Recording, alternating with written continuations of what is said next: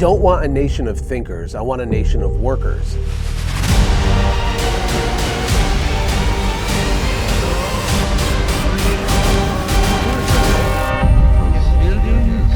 A better world. To control the workers. It's very difficult to control people who think. These are the words from a world-famous man who changed your life without you even knowing it. You know who he is? Picture this. You're stuck all day, against your will, in a single location. You eat when you're told to eat, in a common area, cafeteria style. You're forced to stand in line and do what you're told by an authority figure. If you don't comply, you're thrown into solitary confinement. Welcome to prison, AKA the U.S. school system. What if I told you school was never meant to set you or your children up for real success? What if I told you it was intentionally designed even to erase your childlike creativity and slowly mold you into a compliant worker? You see, in 1902, the General Education Board was established and the U.S. school system would never be the same. All in favor, say aye. It started with a $1 million donation from a prominent public figure that probably totally had all of our best interest in mind, right? This man, he went on to give over $180 million to this education board. Keep in mind, this was 1902 money. That's over $6 billion in today's money. This was the first generation of like the first generation of entrepreneurs. You know, the country was new, all of these industries were just emerging, and these guys took it over. So the question is, why? Why would he do that? Well, you see, these billionaires that kind of run the show, they needed more workers, and they needed less thinkers, and it really is that simple. Public systems of education paid for from taxation were invented to meet the needs of the industrial economy that was emerging in the 18th and 19th centuries, where we needed a workforce who could do certain sorts of things. The history of education in America, it actually begins in the 1600s in Puritan, Massachusetts, where the first public school opened. You see, the children back then, they studied reading and writing and math, and also the Bible. Yes, the Bible. Today we have litter boxes in some school bathrooms for a reason I'll let you discover on your own time.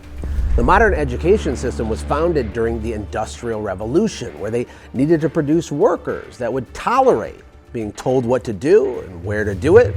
Just like Pavlov's dog, they would respond to the bell. The solution? An education system that would take children and turn them into adults who would adapt to the industrial workforce with ease. This was all copied, actually, from the Prussian education model, which was designed in the early 1800s to create docile subjects and factory workers. Try to process this for just a second.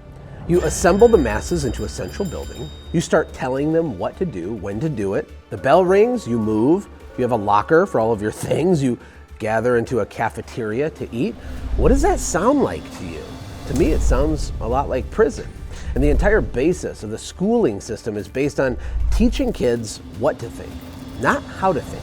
What do you think the outcome of this was? You see, it took raw, creative young brains and turned them into zombies to go work for the hierarchy. And the craziest part about this is how this type of education is what keeps many people poor, for reasons I'm going to explain in just a moment. You know, if you're intrigued by content like this, please consider subscribing and liking the video. It means a lot. Let's take a look at the actual word education, because when it comes to this topic, I think the word is wrong. You know, I'm a believer in education, of course, and it's essential for success and for winning in life. However, a better word to describe what the average American child goes through every day is schooling, not education. You see, schooling is all about compliance training, obedience. Schooling is about being the square peg in the square hole, and how dare you ever think otherwise? I remember as a kid getting a bad grade on a math test. And the thing that was weird was that I actually got the answer correct on a particular question. I showed my work, however, in a way that they had not trained me on. So I got the answer correct, but showed my work the wrong way. Most of you are disappointed in the low grades you made on this test. So am I. So you get the answer correct and you still lose. You see, this is an example of compliance training. Independent and creative thinkers, people that think outside the box, these are the people who change the world, but the school system tries its best to throttle that. You want to make more money? You actually need to break the rules. You want to just blend into the background? You can go ahead and just comply with the machine. I'm going to touch on this more shortly because most people's bank accounts are actually severely affected because of schooling and compliance training, but it can be simple to correct. There are many differences between the old school way of education and the modern so-called new education system. So let's just take a look at 3 of them. First, the Bible. You see, the Bible is an interesting book. It's actually a compilation of 66 different books written by 40 different authors over a span of about 1,500 years. You see, the school system used to require young children to read the King James Version of the Bible almost daily. This had massive benefits. Their vocabulary advanced, their moral compass was established young, and the love of God seemed to be more common back then, at least in my opinion. Secondly, we have age-based cohorts. You see, back in the day, most school children were surrounded by older kids who not only helped teach them, but also served as an example of what they should aspire to become. You see, grouping kids together by age is a modern idea. It's a new concept, and it's designed to make compliance training more effective for the people that are in control. Think about it. A room full of 6-year-olds, they learn much slower. Their baby talk is extended because they're forced to spend all day only with other kids their same age, and they have limited exposure to the kids that are older than them or ahead of them. And lastly, we have another kind of diabolical and modern concept known as standardized testing. Rewarding those who follow the rules because they memorize what was required and they color in between the lines, that's compliance training. Well, we also want to scold the divergent few who seem to march to their own drum. And this is really what standardized testing is. You see, the end result of this system is a population of graduates who are far less intellectual and responsible than the children of yesteryear, but who are far more compliant, oftentimes living in fear of getting it wrong or losing their gold star. I remember one story about an 11-year-old who joined the US military because he wanted to go to war. Calvin Graham, he actually saw combat. He was awarded the Bronze Star and a Purple Heart. What's the point? I guess the point is that kids back in the day, they seemed much more mature and more capable than they seem today. Do you agree? Let me know in the comments if you do. If you have a small business or you want to make more money, schooling can actually be damaging to your chances of success. Because in business, for example, real breakthrough and success comes from continuous and iterative failure, aka learning. But when you're scared to make mistakes because of subconscious programming, you're far less likely to try in the first place. Most people wouldn't describe, their school experience as fun. Some people would. But I think adults too, with their jobs and careers, they don't describe their jobs as fun, it's just what they do, right? But what if I told you that one of the reasons your business and bank account is constrained is because of this lack of fun and creativity?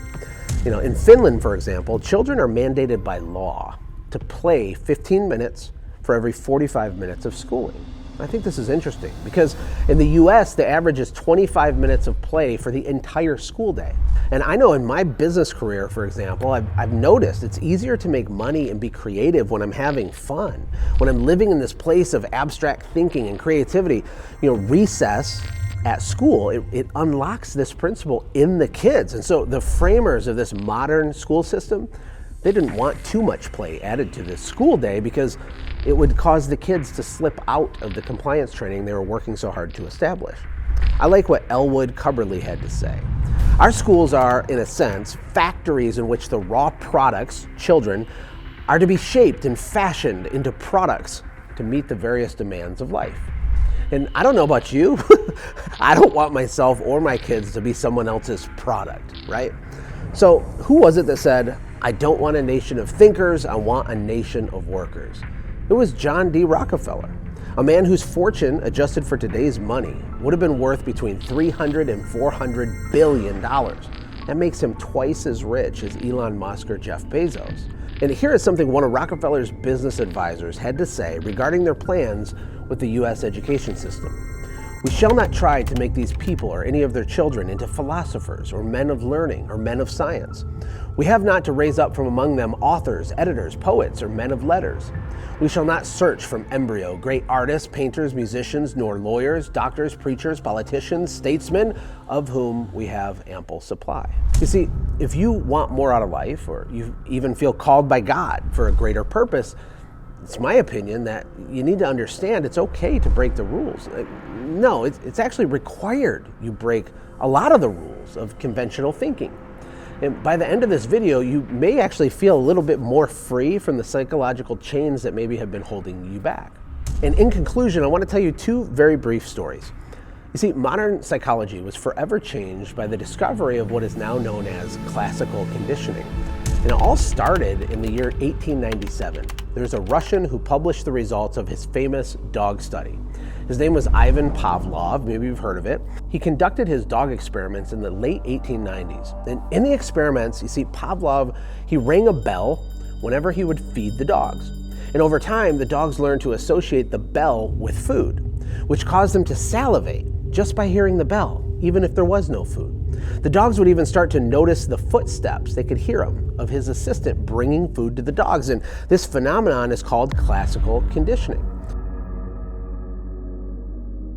And this is the bedrock of the modern education system. For you as an entrepreneur or a person who just wants to succeed in life, this conditioning, it manifests itself constantly. And here's what it looks like when it rears its ugly head.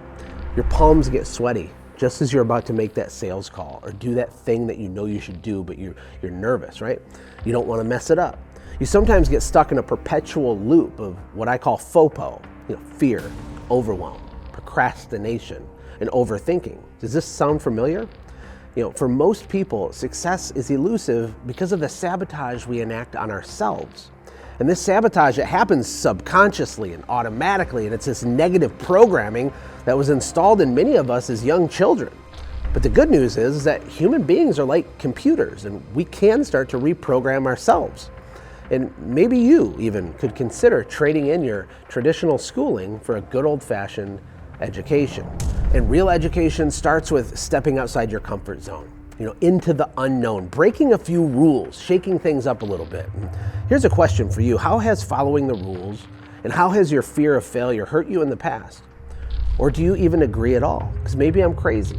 Let me know in the comments where you stand. I promise this, you won't get a bad grade. I won't take away your gold star for disagreeing with me, because on this channel, having a different opinion than me is just fine.